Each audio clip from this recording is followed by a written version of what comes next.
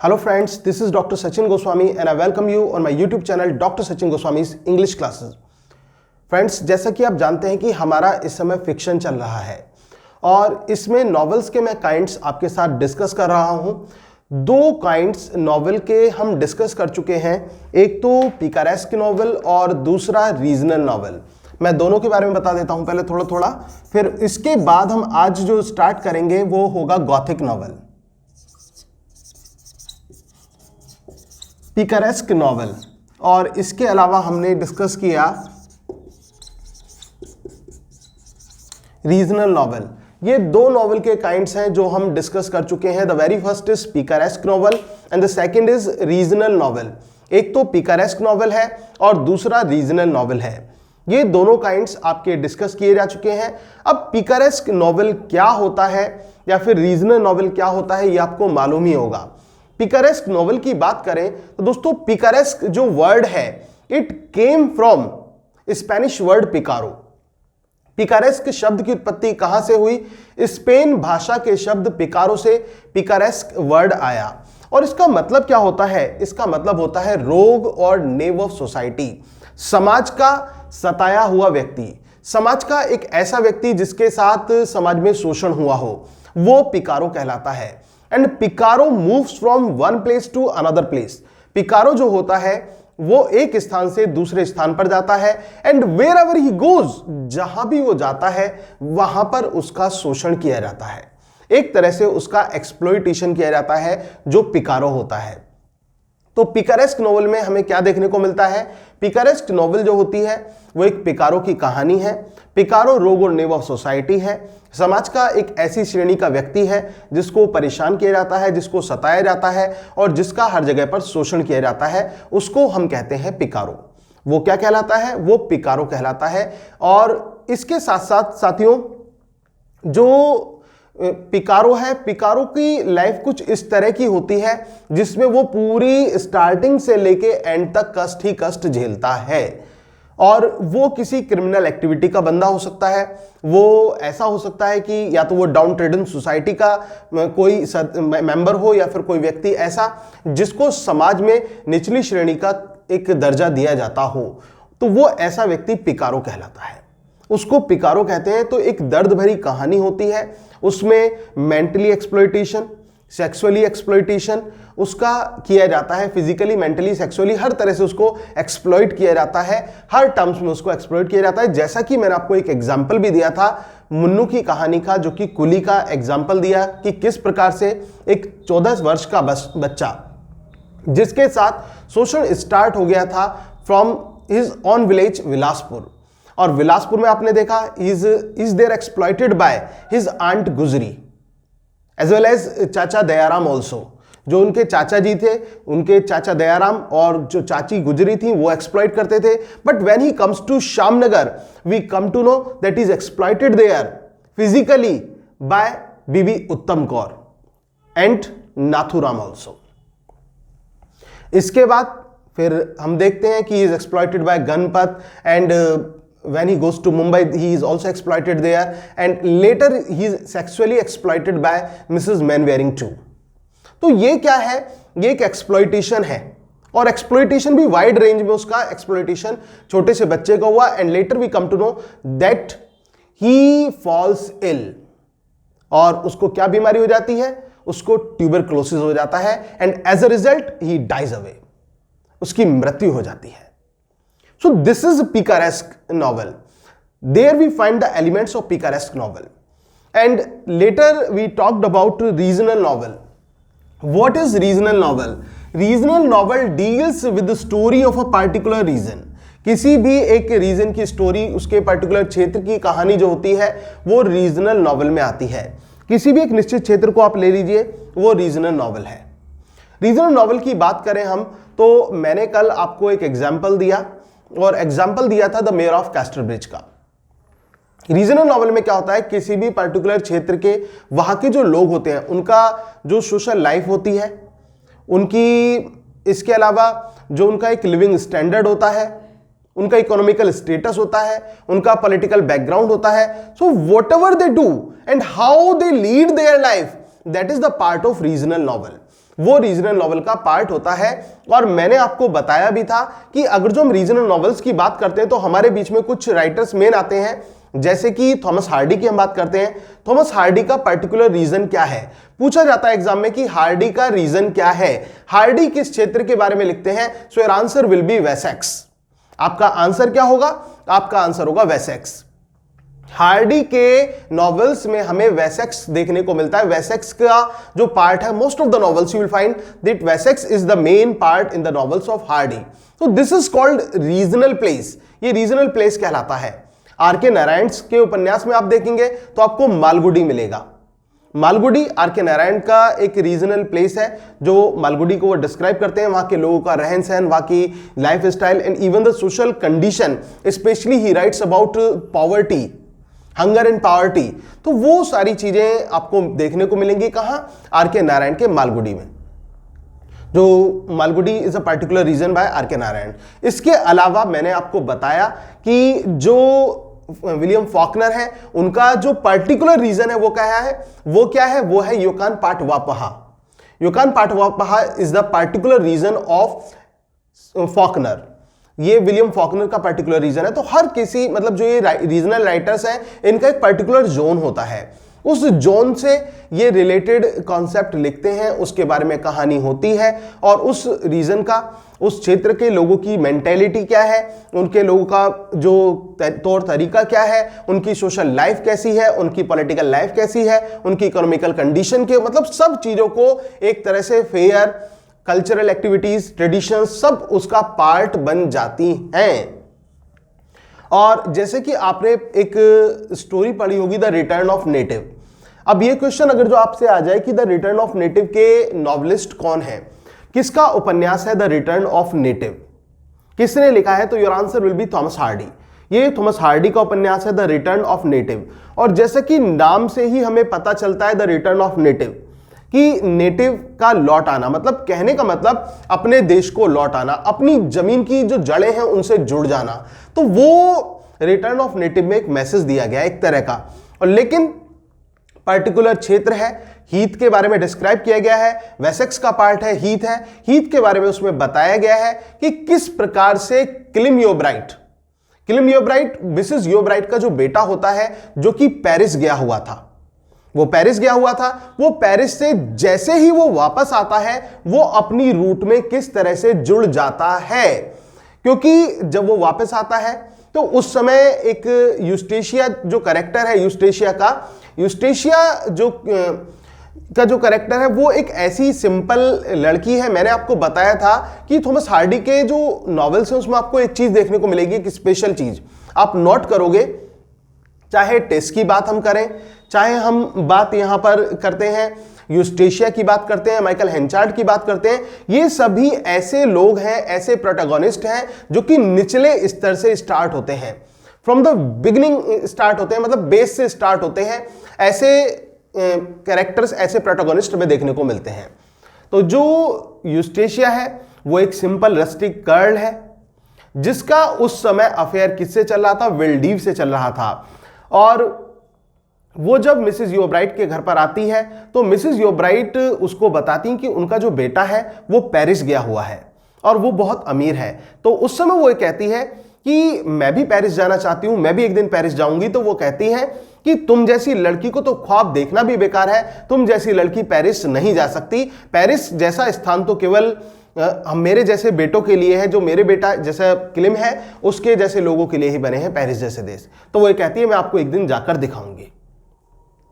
तो अब क्या होता है, विल्डीव से यूस्टेशिया का अफेयर चल रहा होता है, लेकिन एक दिन अचानक से मुलाकात यूस्टेशिया की जो मिसेस योब्राइट के बेटे किलिम योब्राइट से हो जाती है। किलिम योब्राइट उस दिन वापस आया हुआ है, पेरिस से वापस आया है, और उनकी जो किलिम की जो गाड़ी है वो वहीं पर खड़ी होती है। यूस्टेशिया वहां पर जाती है, किलिम से मुलाकात होती है, किलिम और यूस्टेशिया आपस में एक तरह से मिलने लगते हैं, उनका अफेयर स्टार्ट हो जाता है।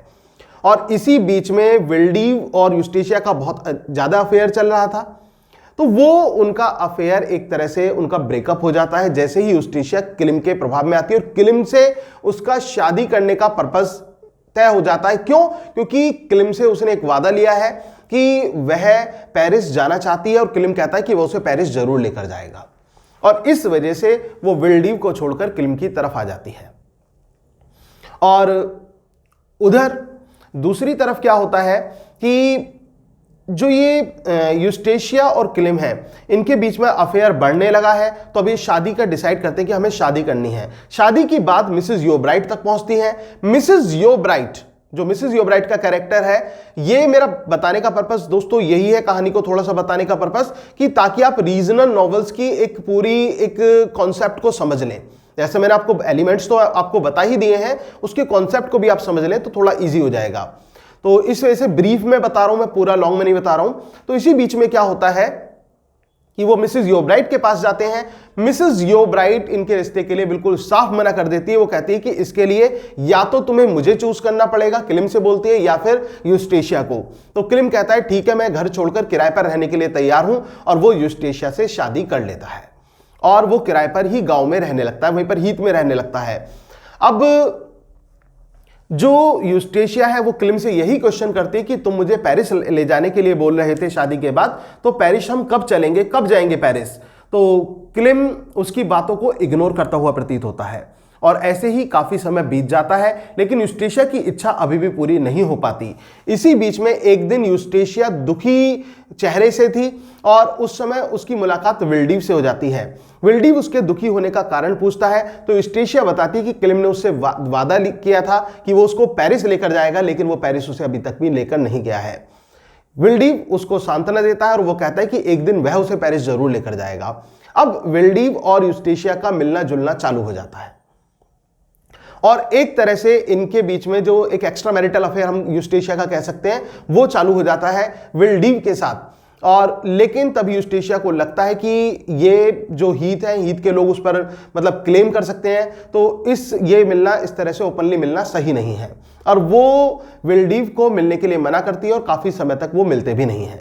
लेकिन एक दिन विल्डीव अपने आप को कंट्रोल नहीं कर पाता, और वो तभी वहां पर जो है यूस्टेशिया के घर पर पूरे मतलब भरी दोपहरी में यूस्टेशिया के दरवाजे पर पहुंच जाता है और दरवाजा खटखटाना चालू कर देता है। दोस्तों ये क्वेश्चन बहुत इंपॉर्टेंट है, और ये काफी स्टेट्स में आ भी चुका है कि क्लोज्ड डोर इंसिडेंट, जो बंद दरवाजे वाली घटना है, is the part of a novel. ये एक नॉवेल का हिस्सा है। उस नॉवेल का नाम बताइए, तो आपका आंसर होगा द रिटर्न ऑफ नेटिव।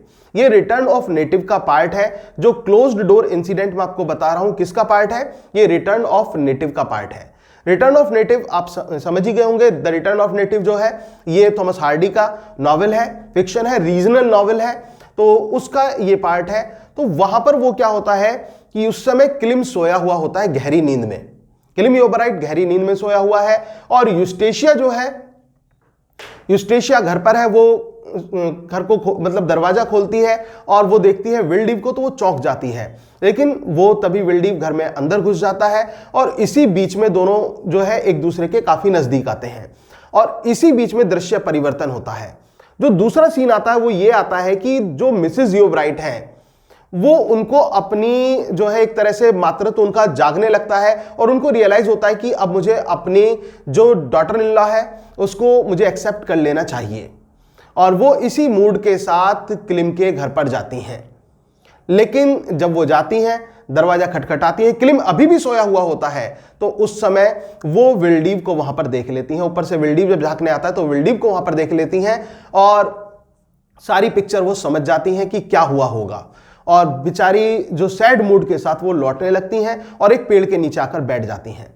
उसी बीच में एक सांप उनको आकर काट लेता है, एंड शी डाइज अवे, और उनकी मृत्यु हो जाती है। और ये जो मृत्यु होती है, इसके बाद में एक रस्टी कैरेक्टर के द्वारा उनको मतलब जो किलिम है उसको ये बात बताई जाती है कि ऐसे ऐसे विल्डीव तुम्हारे घर पर आया था, और ये सारी गलती विल्डीव और यूस्टेशिया की वजह से है। ये कोई नेचुरल डेथ नहीं है, बल्कि एक तरह से सुसाइड हम कह सकते हैं इस चीज को। तो यहां पर जो ये यूस्टेशिया है, यूस्टेशिया को घर से निकाल दिया जाता है। किलिम यूस्टेशिया को घर से निकाल दिया जाता है, क्योंकि किलिम क्या चाहता था, किलिम तो सिंपली ये चाहता था ना कि यूस्टेशिया और वो वहीं पर रुके, और वहीं पर वो एक स्कूल खोलना चाहता था गांव में लोगों जो, ताकि जो गांव के लोग हैं वो भी पढ़ सके, बच्चे वहां पर पढ़ सकें, शिक्षा ले सकें। तो उसमें उसका कॉपरेशन चाहता था वो यूस्टेशिया का, लेकिन यूस्टेशिया की तो पेरिस जाने की भावनाएं थी। तो अब क्या होता है, वो यूस्टेशिया को निकाल देता है और उस पर आरोप लगाकर कि तुम मेरी माँ की मृत्यु का जो वो है ना, मतलब एक तरह से मेरी माँ की जो मृत्यु हुई है वो नेचुरल नहीं है, उसका आरोप वो उसके ऊपर लगा देता है। यूस्टेशिया और विल्डीव दोनों एक साथ भागते हुए प्रतीत होते हैं, लेकिन अचानक से तूफान आ जाता है और उस तूफान में जो यूस्टेशिया होती है वो बह जाती है। बहुत शॉर्ट में बता रहा हूं साथियों मैं आपको, लेकिन एपिसोड कोई मिस नहीं कर रहा हूं, बहुत शॉर्ट में आपको चीजें बता रहा हूं। तो यूस्टेशिया उस तूफान में बह जाती है, उसको बचाने की कोशिश जो विल्डीव है वो करता है, लेकिन वो भी बह जाता है साथ में और दोनों की मृत्यु हो जाती है। और उधर जो किलिम योबराइट है वो एक प्रीचर बन जाता है लास्ट में। किलिम क्या बन जाता है, एक प्रीचर बन जाता है, एक उपदेशक बन जाता है, लेकिन एक ऐसा उपदेशक जिसको लोग इग्नोर करते हैं, जिसकी बातों पर लोग ध्यान नहीं देते। ऐसा उपदेशक कौन बन जाता है, किलिम योबराइट बन जाता है। और इसके साथ साथ जो विल्डीव है, विल्डीव एक जो स्टार्टिंग में जिसका जिक्र आता है वो मैंने सीन आपको नहीं बताया था, थॉमसन वाला। तो थॉमसन नामक एक महिला से वो शादी कर लेता है, थॉमसन से विल्डीव की शादी हो जाती है। किलिम अकेला रह जाता है, लेकिन घुमक्कड़ उपदेशक बन जाता है। और जो यूस्टेशिया है, यूस्टेशिया और विल्डीव है, दोनों की मृत्यु हो जाती है। तो दोस्तों ये थी कहानी जो मैंने आपको बताई, किसकी, द रिटर्न ऑफ नेटिव, जो कि एक रीजनल नॉवल है, एक क्षेत्रीय उपन्यास है। तो उसमें इस प्रकार से ये चीजें हुई। अब आपको कॉन्सेप्ट क्लियर हो गया होगा पिकारेस्क नॉवल का, रीजनल नॉवल का। इसके साथ साथ मैंने आपको नॉवल भी बताया। ये क्वेश्चन आ जाता है एग्जाम में कि नॉवल वर्ड कहां से आया, तो इटालियन वर्ड नॉवला से आया, जिसका मतलब न्यू होता है या न्यूनेस से होता है, जिसका मीनिंग। और पिकारेस्क शब्द कहां से आया, पिकारेस्क जो वर्ड है वो हमारे पिकारो से आया। किससे आया, पिकारो से आया। पिकारेस्क शब्द की उत्पत्ति पिकारो से हुई। और पिकारो क्या होता है, पिकारो का मतलब होता है साथियों रोग और नेव ऑफ सोसाइटी। समाज का जो निचली श्रेणी का व्यक्ति होता है, समाज का सताया हुआ जो व्यक्ति होता है, तो वो क्या कहलाता है, वो रोग कहलाता है, रोग और नेम ऑफ द सोसाइटी कहलाता है। अब आज हम जो बात करने वाले हैं, आज हम बात करेंगे नेक्स्ट हमारे काइंड की। बाकी इन पर ज्यादा क्वेश्चन तो नहीं आते इस काइंड पर, तो इससे नेक्स्ट काइंड मतलब आज दो या तीन काइंड हम जो नॉवेल्स के हैं वो डिस्कस करेंगे यहां पर। सबसे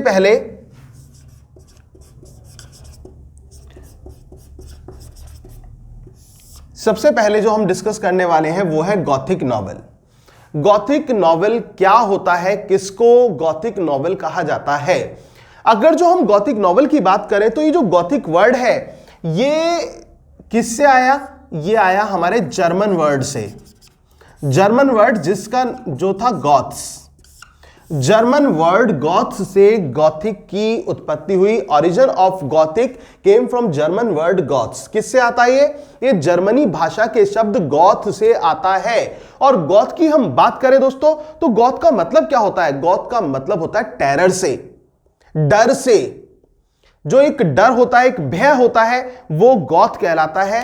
ठीक है ना, तो ये गॉथ से आया। और गॉथ इसके अलावा, गॉथ का अगर हम इसके अलावा बात करें तो जर्मनी में इसको गॉथिक आर्किटेक्चर के रूप में भी गॉथ्स को रिप्रेजेंट किया जाता है। गॉथिक आर्किटेक्चर भी गॉथ्स को समझा जाता है। अब यहां पर अगर हम लिटरेरी टर्म में गॉथिक नॉवल की बात करें तो इनका दूसरा नाम भी है, यह भी क्वेश्चन एग्जाम में आ जाता है कि नॉवेल्स,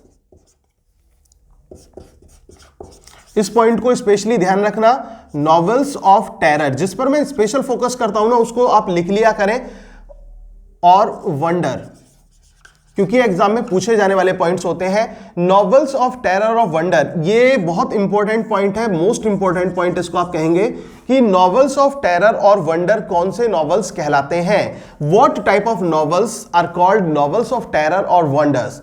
नॉवेल्स ऑफ टेरर और वंडर किस प्रकार के उपन्यासों को कहा जाता है, then your answer will be Gothic novel.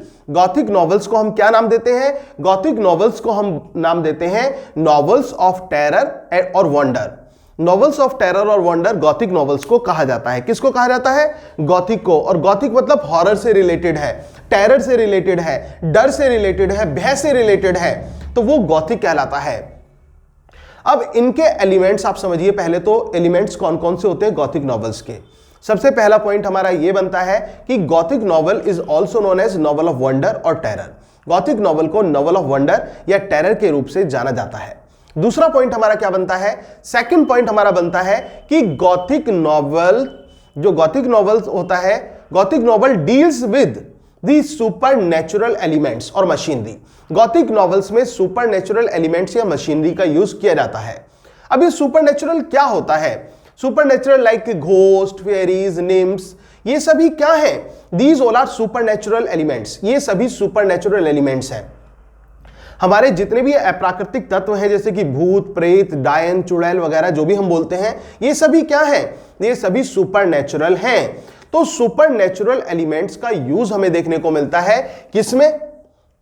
Gothic novels में। गॉथिक नॉवेल्स में हमें सुपर नेचुरल एलिमेंट्स देखने को मिलेंगे। इसके अलावा जो गॉथिक नॉवेल्स होते हैं, गॉथिक नॉवेल्स में सुपरनेचुरल एलिमेंट्स के अलावा आपको देखने को मिलेगा love and romance. Love, romance, suspense, mystery, ये सभी इन चीजों का पार्ट होती है गॉथिक नॉवेल्स का। अगर जो आसान शब्दों में आप समझना चाहते हैं गॉथिक नॉवेल्स को, ठीक है ना, गॉथिक नॉवेल्स की अगर जो हम आसान शब्दों में बात करें कि कैसे समझे गॉथिक नॉवेल्स होता क्या है, आप कोई भी हॉरर मूवी ले लीजिए, कोई एक डरावनी मूवी ले लीजिए, जो फीचर उस हॉरर मूवी के होते हैं, जो फीचर उस हॉरर मूवी के होते हैं वही फीचर्स किसके होते हैं? वही सभी फीचर्स होते हैं गॉथिक नॉवेल्स के। अब हॉरर मूवीज में आपको क्या देखने को मिलता है? हॉरर मूवीज जैसे कि नाम से क्लियर है हॉरर, तो वहां पर टेरर या वंडर, एक वो डर देखने को मिलता है, एक हॉरर देखने को मिलता है, हॉरिबल सीन्स देखने को मिलते हैं, ठीक है ना, हॉरिबल सीन्स जो होते हैं। दूसरा, हॉरर मूवीज में आपको केवल और केवल एंटरटेनमेंट के लिए लव और रोमांस है उसको ऐड कर दिया जाता है। तो लव एंड रोमांस जो है वो भी इसका पार्ट होते हैं। उसमें मिस्ट्री होती है, सस्पेंस होता है, थ्रिलिंग होती है, तो वो और जो कहानी है वो अटैच होती है, मतलब पॉइंट जो उसका पर्टिकुलर जो एक्ट्स हैं वो अटैच होते हैं, कहानी आपस में अटैच होती चली जाती है, चैप्टर बाय चैप्टर चीजों को अटैच कर दिया जाता है। तो इस प्रकार से गॉथिक नॉवेल्स में हमें देखने को मिलता है, क्या चीज देखने को मिलती है? सुपरनेचुरल मशीनरी देखने को मिलेगी, आपको इसमें टेरर देखने को मिलेगा और हॉरिबल सीन्स इसमें होंगे। इसके अलावा इसमें लव रोमांस को देखने को मिलेगा, सस्पेंस इसमें देखने को मिलेगा, मिस्ट्रिक एलिमेंट्स इसमें देखने को मिलेगा, एक्शन इसमें देखने को मिलता है। तो वो सभी पार्ट जो हैं, these all are the features of Gothic novels. ये सारे फीचर्स किसके होते हैं? गॉथिक नॉवेल्स के सारे फीचर होते हैं। अगर जो हम गॉथिक नॉवेल्स की बात करें दोस्तों, तो हॉरेस वॉलपोन का नाम तो आपने सुना ही होगा। हॉरेस वॉलपोन की मैं बात कर रहा हूं। Castle of Otranto, Castle of Otranto जो है हॉरेस वॉलपोन का, ये one of the most famous specific Gothic novels के रूप में जाना जाता है, ठीक है ना। Is that clear? The Castle of Otranto is the famous Gothic novels by Horace Walpole. ये हॉरेस वॉलपोन ने लिखा है कैसल ऑफ ऑट्रेंटो। तो इसमें क्या है? पूरा का पूरा गॉथिक स्टोरी है, एक कहानी जो डर को रिप्रेजेंट करती है, जो किसको दर्शाती है? जो हमारे एक भय को दर्शाती है, सुपरनेचुरल मशीनरी को दर्शाती है, रोमांस को रिप्रेजेंट किया जाता है, वो सभी इसमें रिप्रेजेंट किया जाता है। तो ये पूछ लिया जाता है एग्जाम में, तो ये क्वेश्चन हम अक्सर एग्जाम में आ जाता है कि हॉरेस वॉलपोन का इनमें से कौन सा गॉथिक नॉवेल है? तो आपका आंसर क्या होगा? The Castle of Otranto is the famous Gothic novels by Horace Walpole का।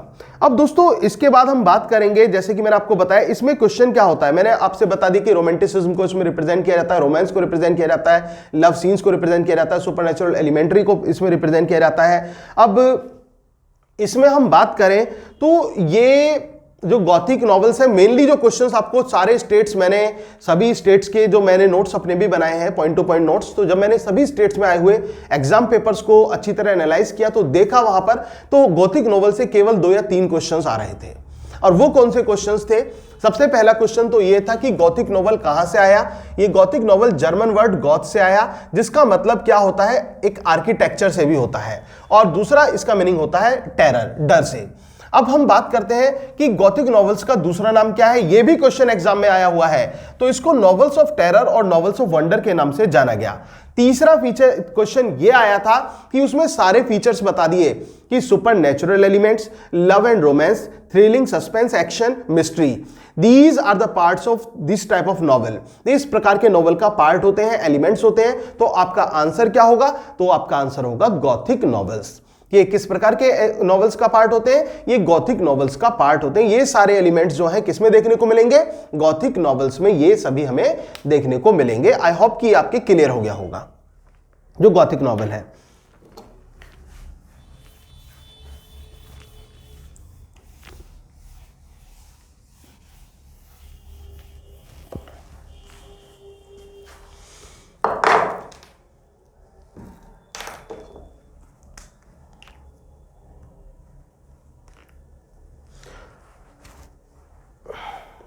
अब इसके बाद दोस्तों हम बात करेंगे, ये क्वेश्चन आ जाता है हमारा एग्जाम में।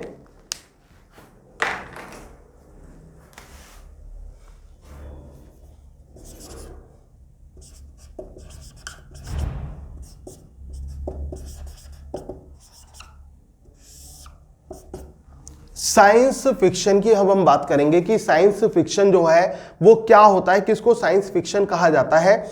जो हमारा साइंस फिक्शन होता है, नाम से ही आप इसका मीनिंग निकालने की कोशिश कीजिए। साइंस फिक्शन मतलब वैज्ञानिक उपन्यास। जो वैज्ञानिक उपन्यास, और कहने का मतलब ये नहीं कि विज्ञान के ही कोई वैज्ञानिक इसको लिखेगा, कोई भी लिटरेचर का बंदा इसको लिख सकता है। जो साइंस फिक्शंस होते हैं हमारे, साइंस फिक्शन में साइंटिफिक इन्वेंशन को रिप्रेजेंट किया जाता है। जो साइंटिफिक इन्वेंशंस होते हैं उनको रिप्रेजेंट किया जाता है। मॉडर्न टेक्नोलॉजी की बात की जाती है, एडवांसमेंट की बात की जाती है। जब हम बात करते हैं एडवांसमेंट की, हम बात करते हैं मॉडर्न टेक्नोलॉजीज की, हम बात करते हैं हमारे न्यू साइंटिफिक इन्वेंशंस की, और उनको हम एक फिक्शनल रूप दे देते हैं, तो वो क्या बनता है? वो बनता है साइंस फिक्शन। तो ये फीचर्स क्या क्या होते हैं इसके, ये आपको पता होना चाहिए कि कौन कौन से फीचर्स मैंने बताए साइंस फिक्शन में। जैसा कि नाम से ही हमें पता चल जाता है कि इसको साइंस फिक्शन कहा जाता है, कि ये साइंस फिक्शन कहलाता है। साइंस फिक्शन में क्या होता है? हमारा एडवांसमेंट देखने को मिलता है, हमें जो एक मॉडर्न कॉन्सेप्ट देखने को मिलता है। इसके अलावा साइंस फिक्शन में एक न्यू टेक्निक्स, न्यू इनोवेशंस और न्यू आइडियाज देखने को मिलते हैं। और इसके अलावा we add love and romance for special charm.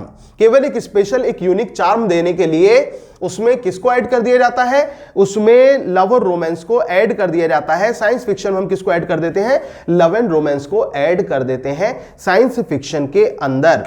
तो साइंस फिक्शन, जैसे कि मैंने आपको बताया कि जो साइंस फिक्शन होता है, हमारे मॉडर्न कॉन्सेप्ट को देखा जाए तो आजकल काफी मूवीज ऐसी बन रही हैं जिसमें साइंस को जगह दी जाती है। अब आप रोबोट की बात करते हैं, जो रोबोट मूवी है उसमें भी आप क्या देखते हैं? उन मूवीज में भी क्या देखते हैं? वो क्या है? वो एडवांसमेंट है।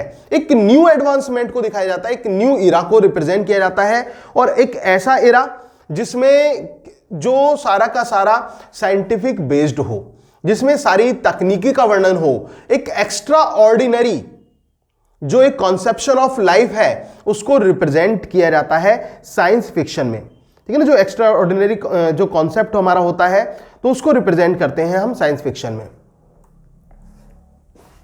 और जो साइंस फिक्शंस की बात करें दोस्तों, तो साइंस फिक्शन जो है, अगर तो हम साइंस फिक्शन को जोड़ें तो इसको आपने ओल्ड टाइम में सुने होंगे मिरेकल और मिस्ट्री प्लेस।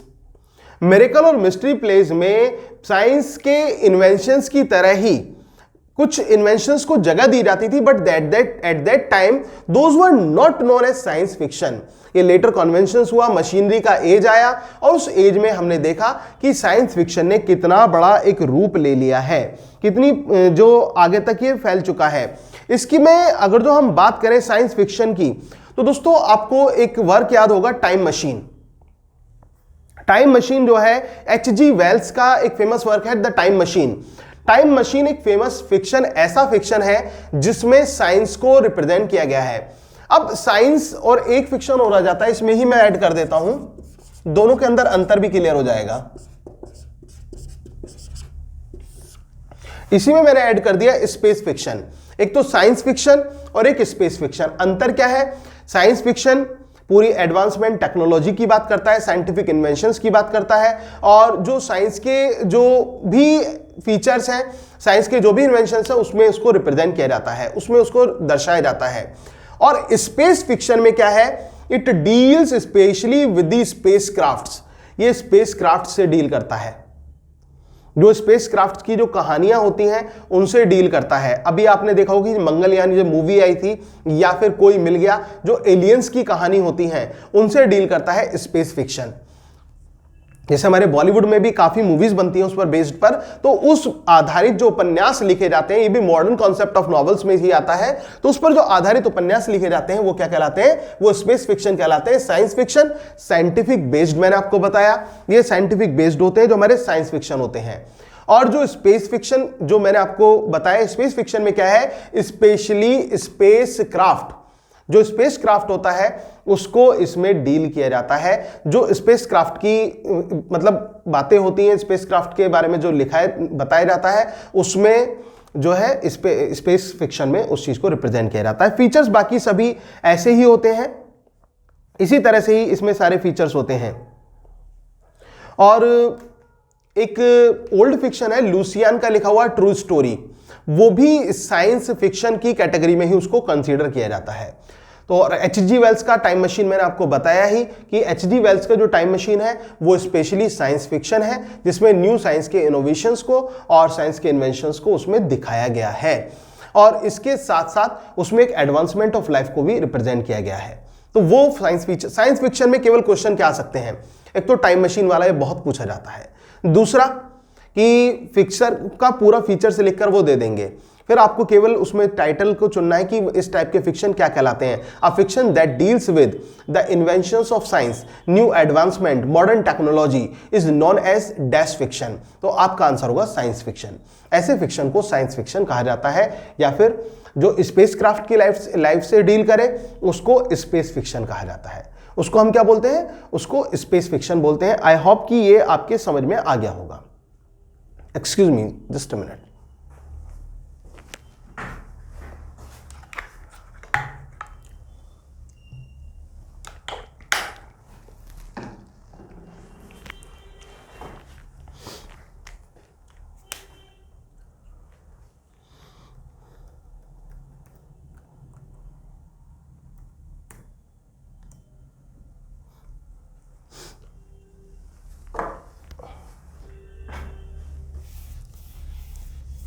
ये आपका हो गया। अब एक बार नेक्स्ट आगे बढ़ने से पहले, ठीक है ना, एक आगे बढ़ने से पहले एक छोटा सा मैं रिवीजन आपको सारा करा देता हूं जो मैंने अभी तक चीजें बताई हैं आपको नॉवेल्स के बारे में। केवल नॉवेल्स का मैं रिवीजन कराता हूं उन तीनों का, क्योंकि बाकी तो मैं आपको सैटरडे में रिवीजन क्लास आपकी लूंगा। सैटरडे में जब मैं आपके साथ लाइव आऊंगा तो तब फ्राइडे सैटरडे में तब हम जितना भी किया होगा उसका सारा डिस्कशन करेंगे। जो भी मैंने आपको पढ़ाया है उसका सारा डिस्कशन होगा। अभी फिलहाल हम बात करते हैं नॉवेल की।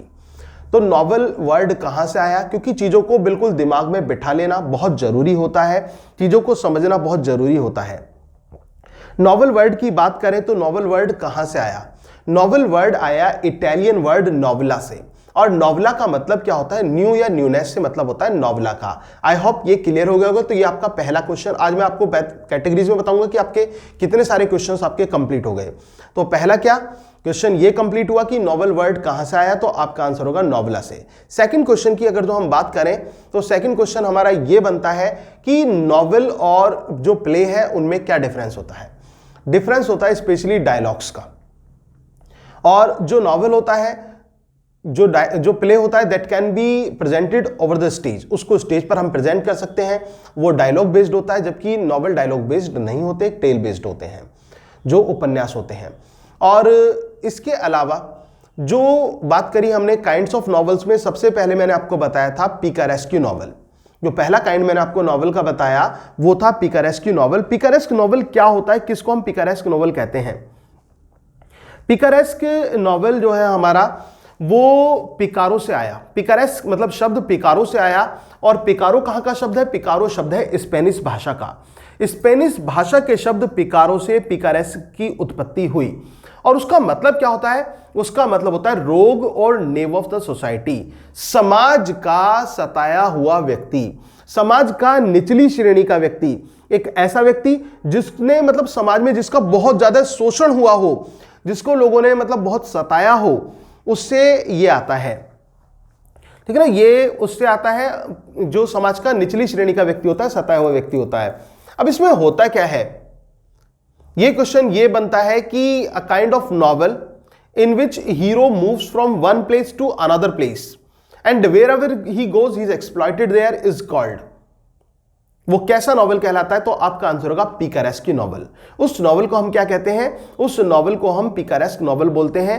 तो वो नॉवल पिकारेस्क नॉवल कहलाता है जिसमें हीरो जो है वो एक स्थान से दूसरे स्थान पर जाता है और जहां भी हीरो जाता है वहां पर उसका शोषण किया जाता है, तो एक्सप्लॉइटेशन उसका किया जाता है। ऐसे उपन्यास को पिकारेस्क नॉवल कहा जाता है, उसको पिकारेस्क नॉवल कहते हैं। और जो कि किसकी कहानी होती है? जो कि कहानी होती है एक पिकारो की कहानी होती है, जिसमें एक पिकारो होता है, पिकारो अपने आप को रिप्रेजेंट करता है, तो पिकारो की कहानी होती है वो।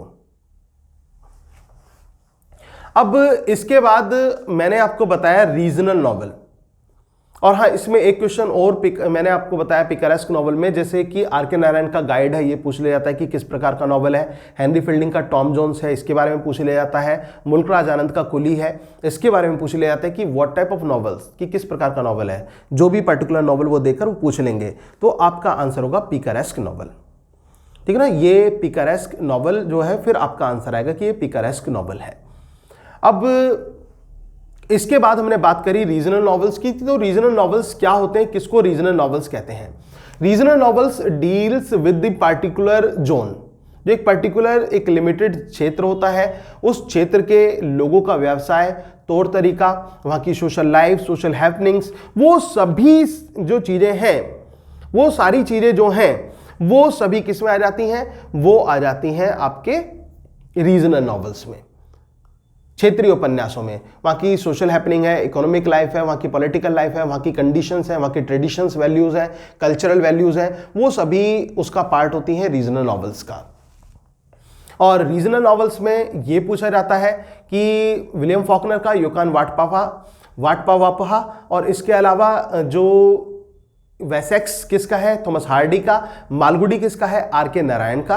तो ये भी पूछ लिया जाता है कि इनका कौन कौन से रीजनल प्लेसेस हैं, इनके पर्टिकुलर रीजनल प्लेसेस आपको पूछे जा सकते हैं कि किस राइटर का कौन सा रीजनल प्लेस है, और वो उसके बारे में वो लिखते हैं, उसके व्यवसाय के बारे में, उसके तौर तरीकों के बारे में, सोशल मैनर्स के बारे में बताते हैं। जैसे कि मैंने एग्जाम्पल आपको द मेयर ऑफ कैस्टरब्रिज का दिया, इसके साथ साथ मैंने एग्जाम्पल आपको द रिटर्न ऑफ नेटिव दिया। तो वो सारी चीज़ें आपने देखी होंगी उसमें कि किस प्रकार से वो जो एसेंशियल फीचर्स होते हैं रीजनल नॉवेल्स के, वो हमें उसमें देखने को मिलते हैं। इसके बाद मैंने आपको बताया कि जो what I told you about it, I just missed it. हाँ, मैंने आपको इसमें बताया था कि जो ये रीजनल नॉवेल्स होते हैं, इसमें जो एक जोन होती है, जो उसका जो राइटर का जो टच होता है वो बहुत ज़्यादा रहता है, वो उस स्थान से पूरी तरह से एसोसिएटेड रहता है रीजनल नॉवेल्स में। और कोई भी जो वर्क है हमारा, लाइक हार्डी का वेसेक्स के बारे में हमने बात करी, थॉमस हार्डी का वेसेक्स पर्टिकुलर जोन उनका है, तो वेसेक्स की हर चीज़ के बारे में वो लिखते हैं, छोटे से लेकर बड़े तक। जैसे कि Tess of the d'Urbervilles, the Return of Native और मेयर ऑफ कैस्टरब्रिज में किस प्रकार से वो अपनी बातों को रिप्रेजेंट करते हैं, मतलब रीजनल टच दिखाते हैं, तो वो रीजनल टच हमें देखने को मिलता है। फिर गॉथिक नॉवेल्स की हम बात करते हैं, तो गॉथिक नॉवेल्स में क्या होता है? गॉथिक नॉवेल्स जिसको हम नॉवल ऑफ टेरर और नॉवल ऑफ वंडर के नाम से जानते हैं, ये गॉथ से आया, जिसको आर्किटेक्चर के रूप में हम रिप्रेजेंट करते हैं, इसको नॉवल ऑफ टेरर या नॉवल ऑफ वंडर कहा जाता है, जो गॉथिक नॉवेल्स होते हैं। अब इसमें क्या होता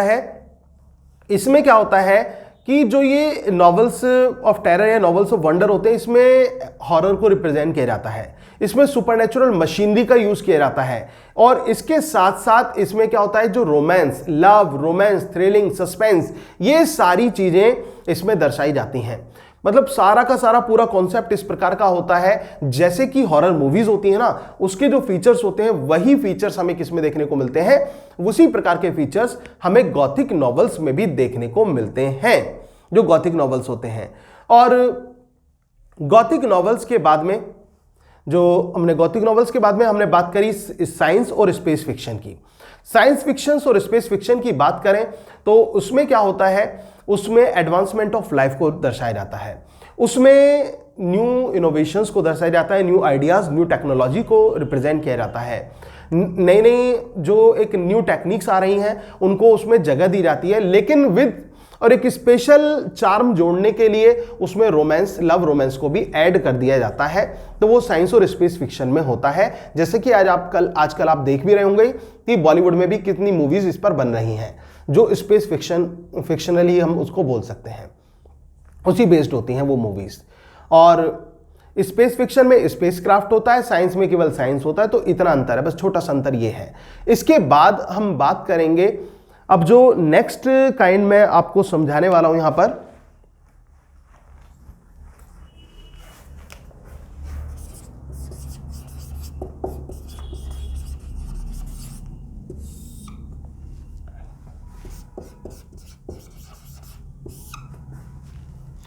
एपिस्टोलरी नॉवेल।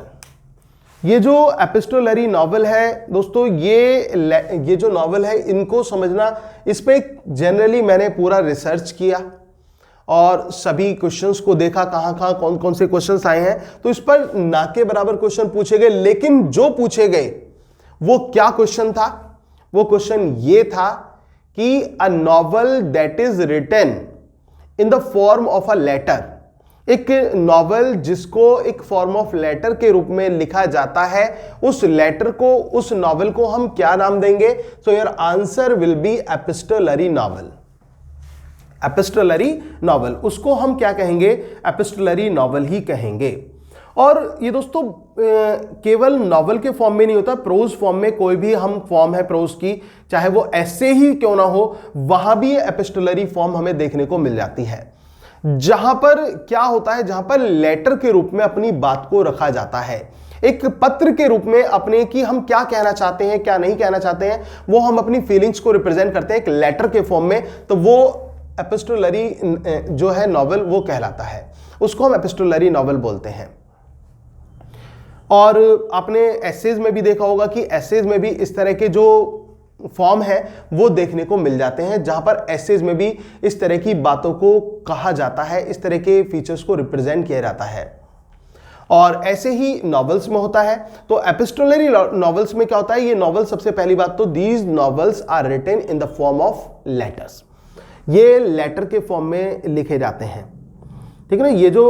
ये जो वो है नॉवेल्स, ये लेटर के फॉर्म में लिखे जाते हैं। और इसके अलावा इसमें क्या होता है, इसमें जो पर्सनल एक्सपीरियंस ऑफ राइटर होते हैं उनको रिप्रेजेंट किया जाता है, उनका पर्सनली जो एक लाइफ है, उनकी जो फीलिंग्स हैं किसी पर्टिकुलर सब्जेक्ट को लेकर, किसी पर्टिकुलर इशू को लेकर, किसी मुद्दे को लेकर, वो इसमें बात अपनी कहते हैं, अपनी बात को वो प्रेजेंट करते हैं किसी भी एक ऐसे मुद्दे को लेकर जो जिससे उनकी माइंड पर एक इंप्रेशन आया हो, एक ऐसा प्रभाव आया हो, और जिस प्रभाव को वो दूसरों के साथ, किसी पर्टिकुलर व्यक्ति के साथ या फिर किसी अपने मित्र के साथ वो उसको शेयर करना चाहते हो, तो वो ऐसी बात उसमें दिखाना चाहते हैं, ऐसी बात उसमें वो दर्शाना चाहते हैं।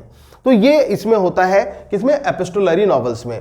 और एपिस्टोलरी नॉवेल्स मैंने आपको बताया कि एपिसोडिक इन नेचर होते हैं। एपिसोडिक इन नेचर किस तरह से? इसमें क्या होता है कि जो स्टोरीज होती हैं वो लिंक्ड होती हैं एक दूसरे से। कहानी जो है, अपनी बात को कहा जाता है, छोटे छोटे टुकड़ों में बांटकर बातों को बताया जाता है, बट दोज स्टोरीज, जो भी वो सब स्टोरीज हैं, सब प्लॉट्स हैं, वो सारे एसोसिएटेड होते हैं।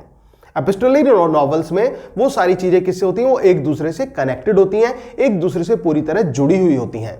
तो इतना पहला क्लियर होना चाहिए कि एपिस्टोलरी नॉवेल क्या होते हैं। A novel that is written in the form of a letter, एक ऐसा नॉवेल जिसको एक पत्र के रूप में लिखा जाता है, उसको हम क्या बोलते हैं? उनको एपिस्टोलरी नॉवेल बोलते हैं। एक पत्र के रूप में लिखे जाने वाला जो नॉवेल है वो क्या कहलाता है? वो एपिस्टोलरी नॉवेल कहलाता है। और इसके अलावा इसमें क्या होता है? इसमें ये एपिसोडिक इन नेचर होता है, छोटे छोटे टुकड़ों में बटा होता है, लेकिन वो कनेक्टेड होता है, आपस में जो इंसिडेंट्स हैं वो एक दूसरे से एसोसिएटेड होती हैं। तीसरी बात, जो राइटर है उसके पर्सनल अटैचमेंट को जो उनका पर्सनल अटैचमेंट है उसको वो दर्शाता है, उसको वो रिप्रेजेंट करता है। राइटर के पर्सनल अटैचमेंट को, उनकी पर्सनल लाइफ को एपिस्टोलरी जो नॉवल है वो अटैच मतलब रिप्रेजेंट करते हैं। इसमें आपने देखा होगा दोस्तों एक जो नॉवल है पामेला, पामेला का नाम आपने सुना होगा। इसके बारे में अक्सर एग्जाम में क्वेश्चन आ जाता है कि पामेला जो है what type of novel is Pamela. Samuel Richardson का लिखा हुआ ये नॉवल है, सैमुअल रिचर्डसन ने लिखा था।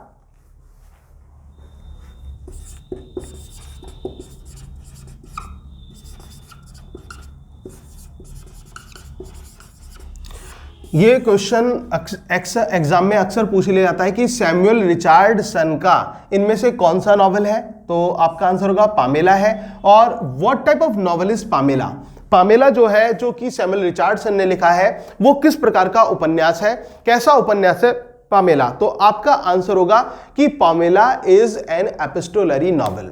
ये क्या है, ये एक एपिस्टोलरी नॉवल है जिसको हम एपिस्टोलरी नॉवल बोलते हैं। ये एक एपिस्टोलरी उपन्यास कहलाता है। कौन सा, सर रिचर्डसन का, सैमुअल रिचर्डसन का पामेला। पामेला में भी क्या है, वो in the form of letter, जब हम लेटर के रूप में अपनी बात को रिप्रेजेंट करते हैं, एक पत्र के रूप में अपनी बात को रिप्रेजेंट करते हैं, और जहां पर पूरी की पूरी एक कंडीशंस हैं वो इस तरह से रखी जाती हैं कि एक फॉर्मेट उसका डॉक्यूमेंटेशन वाला फॉर्मेट आ जाता है। वो ऐसा फॉर्मेट आ जाता है जैसे कि कोई नोट्स हो, कोई डॉक्यूमेंट्स हो, उसको रिप्रेजेंट हम कर रहे हो, तो वो एपिस्टोलरी में आ जाते हैं। कि आई होप कि ये आपको समझ में आया होगा, ठीक है ना, ये आपको समझ में आ गया होगा कि एपिस्टोलरी वास्तव में होते क्या है, किसको हम एपिस्टोलरी बोलते हैं, ठीक है ना, ये क्लियर हो गया होगा। अब इसके बाद हम बात करेंगे नेक्स्ट वर्क की, हमारे नेक्स्ट काइंड ऑफ नॉवल की, क्योंकि इस पे क्वेश्चन यही बनता है। सबसे मेन तो एपिस्टोलरी किस फॉर्म में होता है, लेटर के फॉर्म में होता है, एपिसोडिक होता है, और इसमें जो इंसिडेंट्स हैं वो जुड़ी हुई होती हैं, एसोसिएटेड होती हैं आपस में। और जो मेन अगर जो हम बात करें रिचर्डसन पामेला, अब बताने को तो साथियों बहुत कुछ है, एक एक के बारे में अगर जो मैं बताऊं ना, अगर जो मैं इस एपिस्टोलरी को भी मैं डिफाइन करने लगूं तो शायद पूरा दिन लग जाए, क्योंकि फीचर्स बहुत और भी ज्यादा होते हैं। इसके अलावा जो वर्क्स हैं उसकी स्टोरीज जुड़ जाती हैं, वर्क्स जुड़ जाते हैं, लेकिन स्पेशली ये आफ्टर डीप रिसर्च में आपको पढ़ा रहा हूं कि जो एग्जाम में पूछा जाता है, जो या फिर जो पूछा जा सकता है, मैं उस पर स्पेशली फोकस यहां पर कर रहा हूं। क्योंकि आपने देखा भी होगा टीजीटी या पीजीटी के एग्जाम में जनरली जो मेन लिटरेरी फॉर्म्स हैं वो पूछी जाती हैं, और जो इस प्रकार की फॉर्म्स होती हैं उनके बारे में जो क्वेश्चंस पूछे जाते हैं वो लिमिटेड क्वेश्चंस मैं आपके साथ शेयर कर रहा हूं। तो एपिस्टोलरी नॉवल भी आपका आई होप कि क्लियर हो गया होगा। अब एक बार जो मैं एक्चुअली मैं कंफ्यूज हो गया कि मैं आपसे कमेंट से पूछना चाह रहा था कि मैं लाइव क्लास का कंफ्यूजन थोड़ा सा हो गया, तो कमेंट में तो आप मुझे अभी तो नहीं बता पाएंगे, लेकिन बाद में जरूर बता देना कि आपको कैसा लग रहा है, आपको क्लास कैसी लग रही है। क्योंकि मैं इस समय right now I am teaching you the concept of novels, novel का जो कॉन्सेप्ट है वो आपको क्लियर कर रहा हूं। और नॉवेल्स के कॉन्सेप्ट में हम, मुझे नहीं लगता कि आपका जो मैंने बताया है कि वो कहीं भी ऐसा हो कि कोई उसका जरा सा भी फील्ड ऐसा हो कि ना आया हो। आई होप कि वो अच्छी तरह समझ में आ गया होगा। सबसे पहले हमने बात करी नॉवेल की कि नॉवेल शब्द कहां से आया, ये इटालियन वर्ड नॉवेला से आया, जिसका मतलब न्यू होता है। अब मैं आपसे कभी भी पूछूंगा तो आप जवाब मुझे दे देंगे, मुझे ऐसी उम्मीद पूरी है। और दूसरी बात, फिर मैंने आपसे बात करी पिकारेस्क नॉवल की, तो पिकारेस्क नॉवल में भी क्या है, ये पिकारो की कहानी है। पिकारो का जो वर्ड है, जो पिकारेस्क वर्ड है वो स्पेनिश वर्ड पिकारो से आया, और पिकारो का मतलब क्या होता है, पिकारो का मीन्स होता है रोग और निव ऑफ सोसाइटी, समाज का निचली श्रेणी का व्यक्ति, समाज का ऐसा व्यक्ति जिसको सताया गया हो, वो रोग और निव ऑफ सोसाइटी क्या कहलाता है, वो पिकारो कहलाता है। और उसमें हीरो जो है एक स्थान से दूसरे स्थान पर जाता है, जहां भी हीरो जाता है वहां पर उसका शोषण किया जाता है। ये क्लियर। इसके बाद हमने बात करी रीजनल नॉवेल्स की। रीजनल नॉवेल्स में जो नॉवेल्स होते हैं जो पर्टिकुलर रीजन से डील करते हैं, एक स्पेशली एक जोन से डील करते हैं, वो कैसे नॉवेल्स कहलाते हैं, वो रीजनल नॉवेल्स कहलाते हैं। वहां के लोगों का culture, tradition, values, everything is describe, हर चीज को डिस्क्राइब किया जाता है उसमें, मतलब उसका टच बना रहता है एक पर्टिकुलर रीजन का। वो जो रीजन होता है ना, वो एक साइलेंट कैरेक्टर के रूप में वर्क करता है। एक ऐसा कैरेक्टर जो हमें दिखाई नहीं देता लेकिन फिर भी वो उसका एसेंशियल पार्ट होता है, तो वो हमें उसमें देखने को मिलता है। इसके बाद हमने बात करी गॉथिक नॉवेल्स की। गॉथिक नॉवेल्स को नॉवेल्स ऑफ टेरर या नॉवेल्स ऑफ वंडर के रूप में भी जाना जाता है। इसमें हॉरर एलिमेंट्स को ऐड किया जाता है। इसमें सुपरनैचुरल एलिमेंट्स वही होते हैं, सुपरनैचुरल मशीनरी जिसको हॉरर में हमने जोड़ दिया। और इसके अलावा इसमें मिस्ट्री को भी रिप्रेजेंट किया जाता है। Suspense, mystery, love, romance, thrilling, action, ये सभी किसमें आते हैं? ये गॉथिक नॉवेल्स में आते हैं। गॉथिक नॉवेल्स का ये पार्ट होते हैं। इसके बाद हमने बात करी साइंस फिक्शंस की। साइंस फिक्शंस में क्या होता है? द एडवांसमेंट ऑफ लाइफ जो होती है उसको दर्शाया जाता है, न्यू इनोवेशंस को दर्शाया जाता है, न्यू टेक्नोलॉजीज को रिप्रेजेंट किया जाता है, न्यू फीचर्स को रिप्रेजेंट किया जाता है। तो कुल मिलाकर the modern concept of life जो है वो हमें उसमें देखने को मिलता है। इसके बाद दोस्तों हम बात करते हैं कि एक kind of novel that deals with the lifes of spacecraft aliens. Spacecraft and aliens की जो लाइफ होती है जिसमें उनके बारे में वर्णन किया जाए, वो नॉवेल्स कैसे कहलाते हैं? उन नॉवेल को हम बोलते हैं स्पेस फिक्शन। उनको क्या कहा जाता है? उनको स्पेस फिक्शन कहा जाता है। फिर नेक्स्ट क्वेश्चन हमारा बनता है a novel that is written in the form of a documentation, that is written in the form of a notes और अ लेटर। एक लेटर के रूप में, एक डॉक्यूमेंटेशन के रूप में जो एक उपन्यास लिखा जाता है उसको हम क्या बोलते हैं? उसको हम क्या कहते हैं? So your answer will B, जो आपका आंसर होगा, आपका आंसर होगा that is called epistolary novel. उसको एपिस्टोलरी नॉवेल कहा जाता है, उसको हम एपिस्टोलरी नॉवेल बोलते हैं, वो एपिस्टोलरी कहलाता है। आई होप कि ये कॉन्सेप्ट क्लियर हो गया होगा। तो आज इतना ही रखते हैं, नहीं तो फिर ज्यादा हो जाएगा। तो दोस्तों जितना मैंने पढ़ाया है उतना आई होप कि आपके क्लियर होगा, चाहे वो ट्रेजेडी हो, चाहे वो एपिक हो, या फिर लिरिक हो, ओड हो, बैलेड हो, ठीक है, ये ड्रामेटिक मोनोलॉग हो, ये सभी क्लियर होगा। अब एक एक लाइन में मैं छोटा सा रिवीजन, पूरा नहीं लूंगा, पूरा मैं फ्राइडे सैटरडे में लूंगा। एक छोटा सा रिवीजन मैं शुरू से रिवीजन करा देता हूं ताकि आपका पूरा क्लियर हो जाए। सबसे पहले ट्रेजेडी में क्या है? Tragedy deals with dark side of life. Tragedy किससे डील करती है? मेन पॉइंट्स बताऊंगा बस केवल आपको। डार्क साइड से डील करती है। ट्रेजेडी इमिटेशन होती है of an action that is serious, complete end of a certain magnitude. Imitation शब्द ग्रीक वर्ड मिमोसा से आया, जिसका मतलब मिमिक्री होता है, कॉपी समवन और समथिंग होता है। इसके बाद ट्रेजेडी का हीरो कैसा होना चाहिए? A virtuous man but not too virtuous, a perfect man but not too perfect, passing from the state of prosperity to adversity. एक ऐसा व्यक्ति जो परफेक्ट है लेकिन पूरी तरह परफेक्ट नहीं है, जो गुणी है लेकिन पूरी तरह गुणी नहीं है, और जो कि समृद्धता से किसकी तरफ आ रहा है?